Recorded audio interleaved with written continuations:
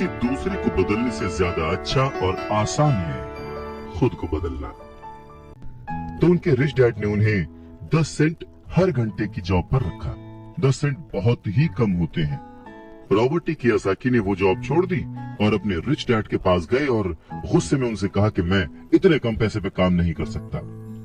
ये बात सुनकर उनके रिच डैड ने कहा, मुझे खुशी है कि तुम 10 सेंट पर काम करने के लिए असंतुष्ट हो।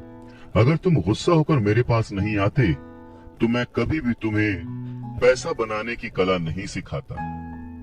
इस बात से ये साबित होता है कि तुम पैसा कमाना सीखना चाहते हो। रॉबर्ट टी कियोसाकी अपने डैड की बात बहुत ध्यान से सुन रहे थे। उनके डैड ने कहना जारी रखा, तुम्हें पता है कि गरीबी पैसों की नहीं मन की होती है। इंसान पूरी जिंदगी डरते डरते सिर्फ पैसे के लिए ही काम करता रहता है। मैं कभी नहीं कहूंगा कि तुम पैसे के लिए काम करो। तुम्हें ऐसा काम करना चाहिए कि तुम्हारा पैसा तुम्हारे लिए काम करे। लोग कहते हैं कि मैं समस्या की जड़ हूँ, मैं उन्हें कम पैसे देता हूँ, पर सच तो ये है कि लोग उसी वेतन में काम करते रहना चाहते हैं। वो अपने आप से नहीं पूछते कि वो क्यों उतने कम पैसे में काम कर रहे हैं। पर अगर वो लोग या तुम इसी तरीके से सोचते रहे कि समस्या की जड़ मैं हूँ, तो जिंदगी भर न वो लोग कुछ सीख पाएंगे न तुम कुछ सीख पाओगे।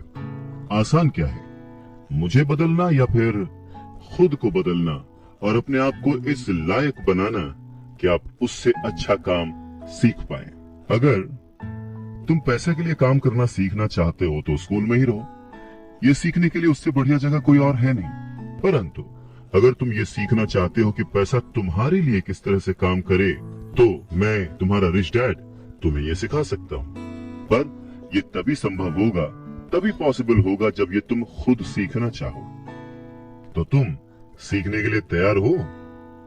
रॉबर्ट टी कियोसाकी ने हाँ में सर हिलाया और फिर रिच डैड ने कहना शुरू किया, देखो बच्चे, जैसे मैंने कहा, सीखने के लिए बहुत कुछ है। पैसे से अपने लिए काम कैसे करवाया जाए, ये जिंदगी भर चलने वाली पढ़ाई है। मैं पहले से ही जानता हूँ कि मेरी धन संबंधी पढ़ाई जीवन भर चलेगी और इसकी वजह यह है कि मैं जितना ज्यादा जान लेता हूँ उससे भी ज्यादा जानने की मेरी इच्छा बढ़ती चली जाती है। बहुत ही कम लोगों को इस बात का एहसास होता है कि असली समस्या पैसे की नहीं है। असली समस्या, असली प्रॉब्लम नॉलेज की है, सोच की है। तो क्या तुम्हारे अंदर सीखने की उतनी ही इच्छा है जितना पहले थी?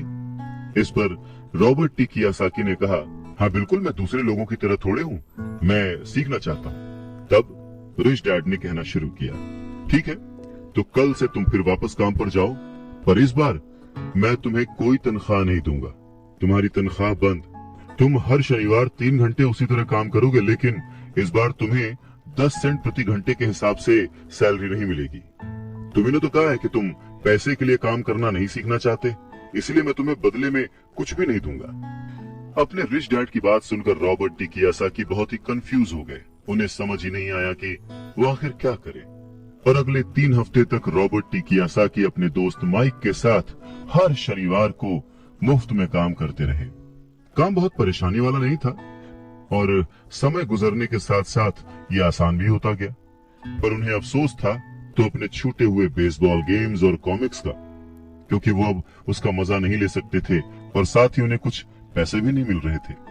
तीसरे हफ्ते दोपहर में रॉबर्ट टी कियोसाकी के रिच डैड उनकी शॉप पर आए जहां पर वो बच्चे काम करते थे और उन्हें कहा कि क्या तुम जिंदगी भर जो मेरे बाकी एम्प्लॉइज हैं उनकी तरह ही काम करना चाहते हो, डरते रहना चाहते हो? मुझे लगता है कि मुझे तुम्हारी सैलरी बढ़ा देनी चाहिए, 25 सेंट्स पर आवर। ये सुनकर वो दोनों मन ही मन खुश हो गए, पर उन्होंने सामने कुछ नहीं कहा, वो चुप रहे। रिच डैड ने थोड़ी देर देखा और कहा कि चलो अच्छा, तुम इतने पे खुश नहीं हो, मैं तुम्हारी सैलरी $1 पर आवर कर देता हूँ। $1 पर आवर उस समय के हिसाब से कह सकते हैं कि देश का सबसे अमीर बच्चा भी जो होगा वो भी नहीं कमाता होगा। वो थोड़ी देर चुप रहे और फिर उन्होंने कहा कि अच्छा चलो ठीक है, मैं तुम्हारी सैलरी $5 पर आवर कर देता हूँ। ये सैलरी सुनकर उनका मन बार बार कह रहा था कि मान लो, इससे क्या नहीं खरीदा जा सकता, ढेर सारी कॉमिक्स, ढेर सारी साइकिल्स वगैरह वगैरह। पर वो चुप रहे। उन बच्चों को चुप देख उनके रिच डैड ने कहा, मुझे अच्छा लगा कि तुम लोगों ने लालच नहीं किया, जल्दबाजी नहीं दिखाई, और मैं ये देख सकता हूँ कि तुम अगर इसी तरह मन लगाकर सीखते रहे तो फ्यूचर में पैसे से जुड़ी किसी भी बात के लिए तुम जल्दबाजी में डिसीजन नहीं लोगे। जब किसी के पास पैसा आता है तो अपने साथ डर और लालच भी लेकर आता है। रॉबर्ट टी कियोसाकी के रिच डैड उन्हें पैसे के बारे में, उसकी अहमियत के बारे में और साथ में आने वाले डर और लालच के बारे में समझाते हुए कहते हैं कि कुछ और पाने की इच्छा को, बेहतर पाने की इच्छा को लोग लालच कहते हैं, पर मेरे लिए ये इच्छा ही है और इसमें कोई बुराई भी नहीं है। पर यकीन मानो, अगर मैं तुम्हें $5 भी दूं तो भी तुम्हारी समस्या नहीं सुलझेगी, तुम अमीर नहीं बन पाओगे। अपने रिच डैड की बात सुनकर रॉबर्ट टी कियोसाकी ने पूछा, ऐसा क्यों? अगर मैं इतनी सैलरी उठाऊंगा उसके बाद भी मैं अमीर क्यों नहीं बन पाऊंगा?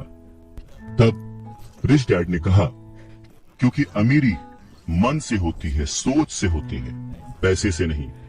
पैसा आज है, कल जा भी सकता है, पर जो इंसान सोच से अमीर है, जो ये जानता है कि पैसे को कैसे संभाला जाए, पैसे को कैसे कमाया जाए, पैसे को कैसे बनाया जाए, वो कभी भी गरीब नहीं हो सकता।